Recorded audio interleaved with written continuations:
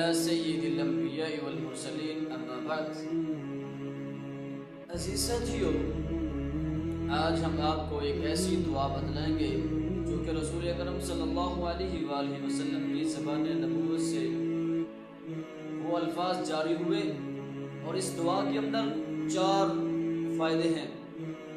سب سے پہلا فائدہ کہ انسان اللہ سے دعا کرتا ہے، اللہم انی اسألک الہدی، اللہ میں آپ سے سوال کرتا ہوں ہدایت کا، اور ہدایت کا طلبگار بننا چاہتا ہوں، والتقی اور پرہیزگاری کا، والعفاف اور عفت کا، والغنا اور غنا کا میں سوال کرتا ہوں.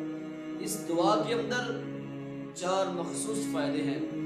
جو بھی شخص ان کلمات کو پڑھتا ہے، اللہ سے دعا کرتا ہے، تو اللہ رب العالمین